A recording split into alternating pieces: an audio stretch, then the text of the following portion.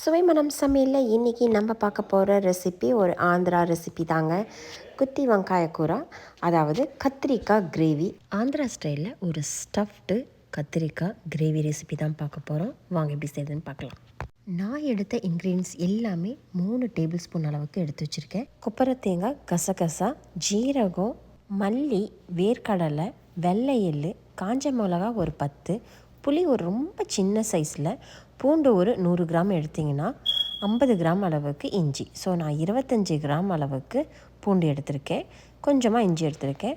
ஒரு 200 கிராம் பெரிய வெங்காயம், 100 கிராம் அளவுக்கு தக்காளி, கை நிறைய கொத்தமல்லி தாள். இதுதான் மெயின் இன்க்ரீடியன்ஸு. இப்போ நம்ம இந்த ட்ரை ஐட்டம்ஸ் எல்லாமே நம்ம வறுத்து எடுத்துக்கலாம். வெங்காயம், தக்காளி, கொத்தமல்லியை தவிர்த்து நல்ல ஒரு ட்ரையான பேனில் நம்ம எல்லா இன்க்ரீடியன்ஸும் ஆட் பண்ணிக்கலாம். இப்போ நல்ல ஒரு கோல்டன் ப்ரௌன் அளவுக்கு வறுத்துக்கணும். நான் மறுபடியும் சொல்கிறேன், இது எல்லாமே குவான்டிட்டி பார்த்திங்கன்னா 3 டேபிள் ஸ்பூன் அளவுக்கு எடுத்து வச்சுருக்கேன். இந்த பேஸ்ட்டு ஒரே டைம் தான். நான் கத்திரிக்காய் கிட்டத்தட்ட ஒரு 1 கிலோ அளவுக்கு செய்கிறேன். ஸோ அந்த குவான்டிட்டி அளவு தான் உங்களுக்கு. காரத்துக்கு வரமிளகாவும் ஒரு 10 தான். இதை கையிடாமல் நல்லா நம்ம வறுத்து எடுத்துகிட்டே இருக்கலாம். நல்ல ஒரு கோல்டன் ப்ரௌன் வரைக்கும் உங்களுக்கு தேங்காவும் கொப்பரை தேங்காவும் நல்லா தெரியும். நல்லா வறுத்த படத்தில் இந்த ஸ்டேஜில் நம்ம ஆஃப் பண்ணிடலாம் கேஸை. ஆஃப் பண்ணிவிட்டு இதை ஒரு மிக்ஸி ஜாரில் நல்லா ஆறின பிறகு மாற்றி எடுத்து வச்சுக்கோங்க. இப்போ ட்ரை ஐட்டம்ஸ்லாம் ஆட் பண்ணியாச்சு. இதுலேயே நம்ம வெங்காயம், தக்காளியும் ஆட் பண்ணிக்கலாம். அதே மாதிரி பூண்டு, இஞ்சி, புளி நான் ரொம்ப குட்டி சைஸ் தான் எடுத்திருக்கேன், ரொம்ப பெரிய சைஸ்லாம் எடுக்கல. அதே மாதிரி ஒரு கையளவு கொத்தமல்லி தாள். லாஸ்ட் அண்ட் ஃபைனலாக 2 டேபிள் ஸ்பூன் அளவுக்கு வரமிளகாத்தூள் சேர்த்து நம்ம இதை நல்லா அரைச்சி எடுத்துப்போம். ரொம்ப ஃபைன் பேஸ்ட்டாகவும் இல்லாமல் கொரனும் இல்லாமல் இதை நீங்கள் அரைச்சி எடுத்துக்கோங்க.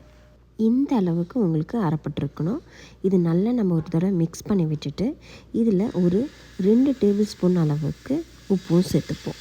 இன்னும் ஒரு தடவை மிக்ஸியில் நல்லா அரைச்சிட்டு இதை பேஸ்ட் இப்போ ரெடி ஆகிடுச்சு. அதை நம்ம ஒரு பக்கம் வச்சுப்போம். நெக்ஸ்ட்டு பார்த்திங்கன்னா கத்திரிக்காயெலாம் நல்லா வாஷ் பண்ணிவிட்டு நல்லா தொடச்சிருங்க. நான் குட்டி குட்டி கத்திரிக்காய் எடுத்துருக்கேன். இது மாதிரி மேல் பாகம் பார்த்து 4ஆக கட் பண்ணிக்கோங்க. காம்புலாம் எடுக்கணுன்னு அவசியம் கிடையாது. நல்லா உள்ள ஸ்டஃப் இறங்குற அளவுக்கு நம்ம அழகாக அந்த இதை நம்ம கட் பண்ணி எடுத்துக்கிறோம். பேஸ்ட்டை இது மாதிரி எடுத்து உள்ளே ஸ்டஃப் பண்ணுங்கள். நல்லாவே உள்ளே வரைக்கும் ஸ்டஃப் பண்ணிங்கன்னா அந்த ஃபுல் பேஸ்ட்டு இந்த கத்திரிக்காயில் உங்களுக்கு ஃபுல்லாக இறங்கியிருக்கும். மசாலா ஃபுல்லாக இறங்கி என்னென்னா நல்லா ஊறி இருக்கும். ஸோ இது மாதிரி நம்ம ஒரு கத்திரிக்காயும் இது மாதிரி பண்ணிக்கலாம். நல்ல எல்லா கத்திரிக்காயிலும் முடிஞ்ச பிறகு நீங்கள் ஒரு 10 to 15 மினிட்ஸ் ஊறட்டும். நல்லாவே இந்த கத்திரிக்காயில் இந்த மசாலா ஊற விடுங்க. ஒரு 15 நிமிஷம் கழித்து நம்ம சமைக்கலாம். கத்திரிக்காய் ஃபுல்லாகவே ஸ்டஃப் பண்ணி ரெடி ஆகிடுது. 15 மினிட்ஸ் ஆகிடுச்சு. இப்போ நம்ம இதை அழகாக பொரித்து எடுத்துக்கலாம். ரொம்ப டீப் ஃப்ரைலாம் கிடையாது, ஷாலோ ஃப்ரை மாதிரி தான். ஆனால் கொஞ்சம் தாராளமாக நம்ம ஆயில் சேர்த்துக்க போகிறோம். உங்களுக்கு என்ன கம்ஃபர்டபுள் பாத்திரமோ அதை எடுத்துக்கோங்க. நான் நல்ல ஒரு பெரிய வடைச்சட்டி எடுத்துருக்கேன். எனக்கு இந்த இரும்பு வடைச்சட்டி ரொம்ப பிடிக்கும். இதில் சமைக்கும் போது ஒட்டாமல் நல்லா டேஸ்ட்டாக இருக்கும். ஸோ அதனால் நல்ல ஒரு பெரிய வடைச்சட்டியில் இது மாதிரி கொஞ்சம் தாராளமாக எண்ணெய் சேர்த்து பொரிச்சிக்கலாம். ஒரே டைமில் எல்லா கத்திரிக்காயும் போட்டுட்டிங்கன்னா மொத்தமாக கொஞ்சம் உள்ளே இருக்கிற ஸ்டஃப்லாம் வெளியில் வந்துடும்னால தான் நான் ஒரு கத்திரிக்காவை ஆட் பண்ணுறேன். இப்போ எல்லா கத்திரிக்காயும் ஆட் பண்ண பிறகு ஒரு லிட்டு போட்டு க்ளோஸ் பண்ணி ஒரு 5 மினிட்ஸ் நல்லா வைங்க. 5 மினிட்ஸ் கழித்து நம்ம இந்த லிட்டை நல்லா சூடாக இருக்கும் பார்த்து ஓப்பன் பண்ணுங்கள். ஓப்பன் பண்ணிவிட்டு அப்படியே பொறுமையாக ஒன்றா நம்ம திருப்பி விடலாம். கத்திரிக்காய் திருப்பி விட்டு பார்த்திங்கன்னா இதோட டோட்டல் டைம் ஒரு 10 to 15 மினிட்ஸ் ஆகும். நல்லா உங்களுக்கு இந்த கத்திரிக்காய் எண்ணெயிலேயே வெந்ததுனால நல்லா உங்களுக்கு சூப்பராக ஆகிடும்.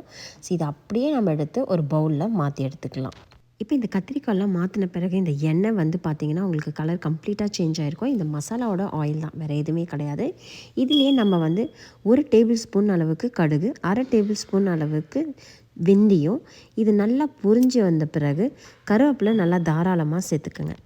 இப்போ நம்ம அரைச்சி வச்சுருந்த விழுது இருக்கு இல்லையா, அதை நம்ம இந்த ஆயிலில் ஆட் பண்ணிக்கலாம். எக்ஸ்ட்ரா இதில் எந்த ஆயிலும் ஆட் பண்ண தேவையில்லை. ஏன்னா நம்ம ஆல்ரெடி நிறையவே ஆயில் ஆட் பண்ணியிருக்கோம்.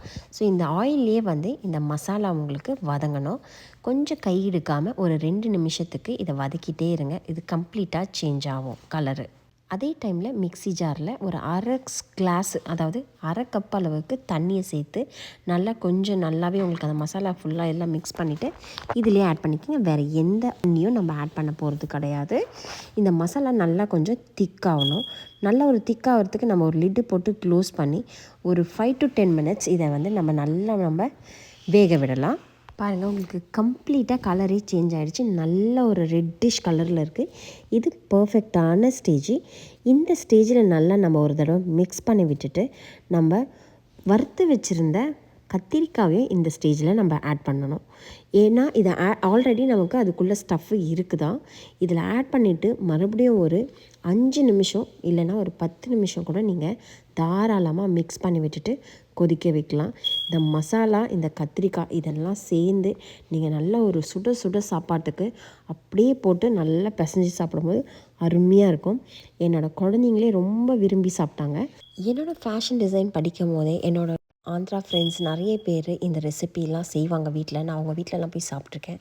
அதுக்கப்புறம் நான் யூஎஸ் மூவ் ஆன பிறகு இங்கே எக்கச்சக்க எனக்கு தெலுங்கு ஃப்ரெண்ட்ஸ் தான். இன்ஃபேக்ட் நான் இந்தியாவில் தெலுங்கு பேசுகிறத விட இங்கே வந்து தான் ரொம்ப ஃப்ளூயண்ட்டாக தெலுங்கு பேசவே நிறைய ஆரம்பித்தேன். ஸோ எனக்கு இந்த டிஷ்ஷு என்னோடய one of the favourite dish. இது எனக்கு அப்படியே சுட சுட சாதத்தில் போட்டு சாப்பிடும் போது எனக்கு ரொம்ப பிடிக்கும். கண்டிப்பாக நீங்கள் ட்ரை பண்ணுங்கள், உங்களுக்கும் பிடிக்கும். அப்படியே பிடிச்சிருந்துச்சா எனக்கு ஒரு லைக் பண்ணுங்கள், ஷேர் பண்ணுங்கள், கமெண்ட் செக்ஷனில் சொல்லுங்கள். மறக்காமல் சப்ஸ்கிரைப் பண்ணிவிடுங்க. ஆரோக்கியமாக சாப்பிட்டு சந்தோஷமாக இருங்க. இதை அப்படியே நம்ம ஒரு பவுலில் மாற்றிக்கலாமா? பார்க்கவே ஒரு நான்வெஜ் ஃபீலிங் கொடுக்குதுல்ல, அப்படியே ஒரு மட்டன் சுக்கா மாதிரி அது மாதிரி தான் இருக்கும். கண்டிப்பாக ட்ரை பண்ணிவிடுங்க. பாய்.